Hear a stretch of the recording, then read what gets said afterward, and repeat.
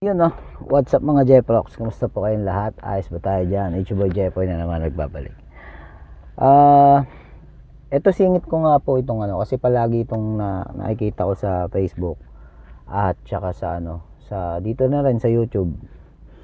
Itong balita tungkol dun sa estudyanteng namaril doon sa school nila. At sa balita ko ngayon nasa 3 na yata yung namatay or 4. Tapos nasa 20 na ata yung yung kumpirmadong nasugatan. Ang hindi pa kumpirmado doon kung ilan doon yung critical at kung gaano ba kalala yung yung naging yung mga nasugatan na yon, no. So hindi natin alam kung mayroon pang mamamatay doon sa mga yon. Sana wala na. Ayun, ang dami po kasing mga tanong kaya hindi ko kasi kagad siya nag-observe muna ako. Ang dami din kasing mga nagsasabi na dapat daw kasi ibaba yung criminal liability nung bata, ibaba yung threshold ng edad, which is sa ibang perspective tama, sabi nila. Sa yung mga ibang mayroong mga perspective na nagsasabing mali yun. Pero ako, para sa akin kasi, kahit lagyan mo pa yan kahit babaan mo pa yung criminal liability niyan, kung hindi mo maitatawid sa bata yung tama, yung nararapat na malaman ng isang bata hanggang sa siya ay lumaki, regardless kung mayroong batas or wala, kung hindi tama yung pagpapalaki sa bata, baliwala yung mga batas na yan. Unang-una, yung batang yon, balita natin, lumaki siyang binubuli. Sabi niya 7 years old pa lang siya or grade 7 pa lang siya. Di ako masyado sigurado, parang ganun yung narinig ko. At that early age, binubuli na siya. Tapos ngayon parang sumabog siya sa sobrang galit. Yun, doon niya na nagawa yun, doon siya na trigger. Nakita niya yung baril ng tita niya. At yun, doon siya namaril sa school. Nakakalungkot na nakakatakot kasi may mga anak din ako na nag-aaral. Which is medyo alarming. Kasi syempre hindi natin masabi, baka sa school na pinapasukan ng mga anak natin hindi natin alam kung safe pa ba. Para sa akin siguro mas maganda magkaroon ng mahigpit na inspection sa mga bata na papasok sa eskwelahan, to make sure na walang papasok na kahit anong deadly weapons, para safe yung kasi minsan kasi dito sa atin nagiging complacent tayo kung porket wala mga nangyayaring mga ganitong insidente, tapos pag may nangyari na saka tayo kikilos. Yun ang mali Wala tayong permanent na na sistema. Kaya ayan, pag may nangyari na saka pa lang tayo kikilos. Yan ang pangit na ugali ng ng Pilipino So, ayun, babalik tayo dun sa Para sa akin, kahit anong gawin mo diyan na batas, maglagay ka man ng batas diyan. Kasi may mga napakinggan ako na meron daw sinasabing disinformation na narinig yung mga tao, kaya yung batang yon dahil dun sa impormasyon na yon nagkaroon siya ng lakas ng loob. Kasi sabi daw hindi daw kasi masyado naiintindihan yung batas, kesyo makukulong pa rin naman daw. Pero syempre hindi agad-agad ngayon kasi bata pa, minor de edad. Pero pag dumating siya sa tamang edad, saka pa lang siya makukulong. Meron mga ganun na okay, regardless, meron siyang mga ganyang pero syempre saan ba mag-uumpisa yan? Yung edukasyon ng isang bata, yung pag-uugali ng isang bata, namamana niya yan sa environment na kinagagalawan niya, which is saan ba siya unang-unang gumagalaw pagkagising niya sa umaga, 'di ba, sa bahay. So ibig sabihin, responsibilidad yan ng isang magulang na turuan ang anak niya na unang-una ng tamang asal, ng disiplina. Baka kasi walang disiplina yung bata, or baka masyado siyang na-expose sa mga violence, hindi natin alam. Kasi noong mga nakaraang panahon, nakita natin yung mga nangyari sa ibang bansa, like sa Australia, matagal na panahon na, years ago. Yung nag-spray ng baril at maraming namatay din doon. Ang impluwensya nun, kakalaro niya ng mga violent na games, online games, 'di ba? So doon tayo mag-umpisa, guys. Yung bilang magulang, wag natin hayaan yung mga anak natin maglaro ng mga ganong klaseng laro, kasi lalo na kung mga matatagal na na oras silang maglalaro ng tapos hindi natin alam. Ako kasi mismo, simula yan nung nangyari yung sa Australia na yon, never ko nang pinahawak ng gadget ang anak ko nang ganun ang nilalaro. Kapag nakita ko sila na naglalaro ng ganun, agad-agad pinagbabawal ko na, tas ina-uninstall ko dun sa gadgets nila yung games na yon right away. Walang pagdadalawang isip, walang warning. You stop that, hindi yan dapat ang nilalaro mo. Ayoko ng ganyan. Marami pang ibang games, tigilan mo yan.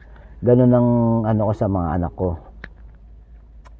Number 2, ang environment dapat na ginagalawan ng isang bata, dapat kahit papaano may kapayapaan kayo sa bahay, masaya kayo, mas maayos na nagsasama yung mag-asawa, or kung single mom ka man o hindi, dapat man lang ikaw bilang isang magulang, sana tutukan mo yung anak mo, turuan mong mabuti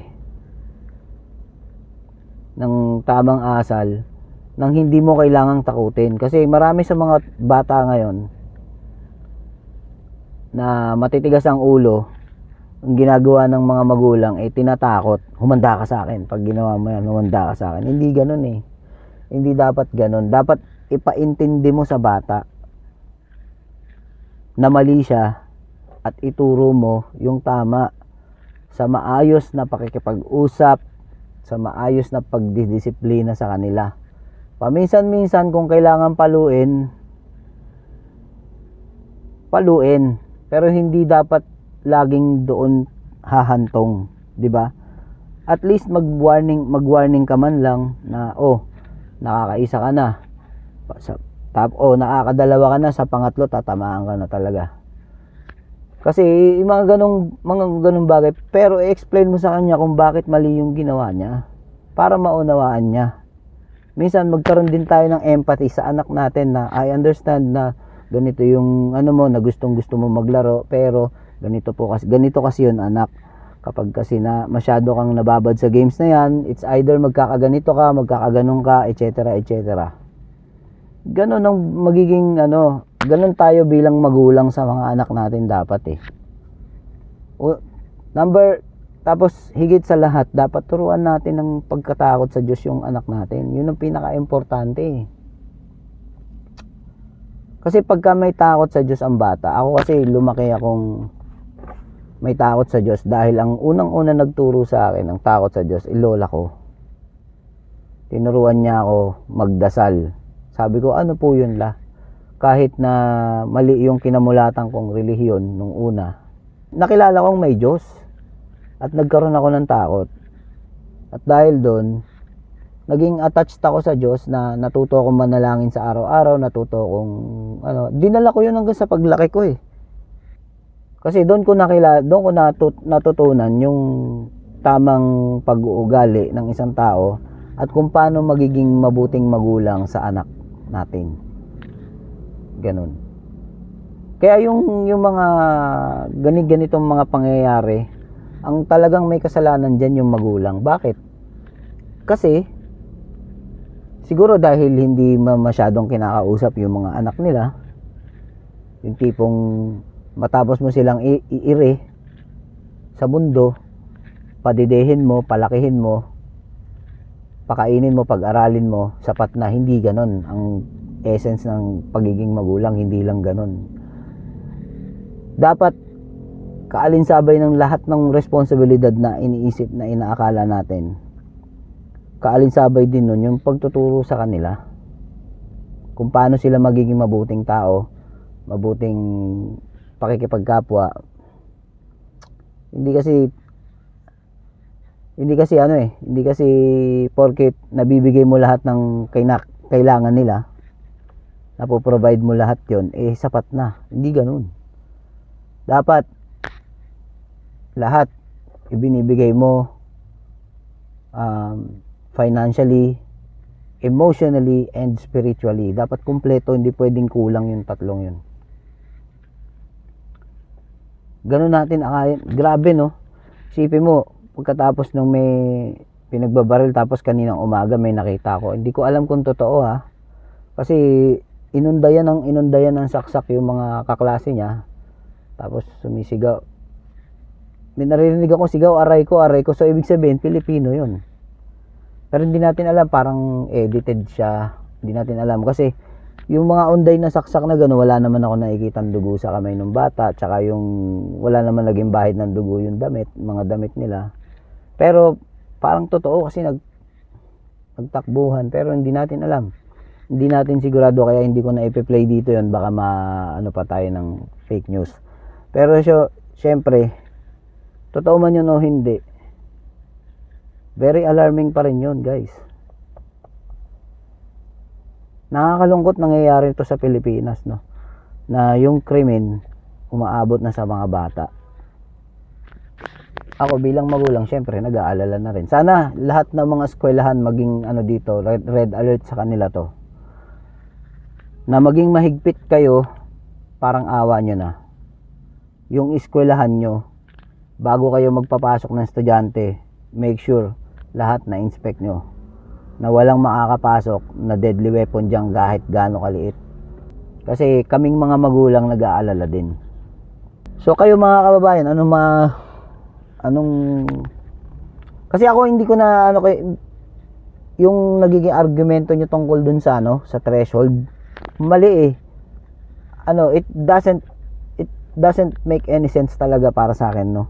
Kasi kahit anong batas ang ilagay mo dyan, pag hindi tama ang pagtuturo mo sa anak mo, baliwala lahat yan.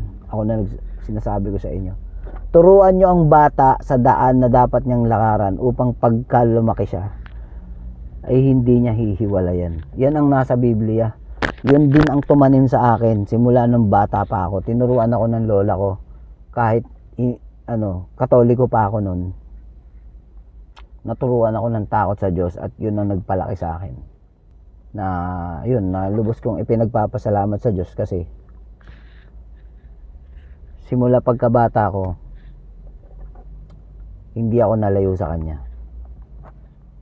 At lalo akong nalalapit sa awa tulong Niya. Siguro hanggang dyan mga kababayan, sana ipanalangin natin yung mga anak natin na sana wala na mangyaring ganitong insidente. Sobrang very alarming to.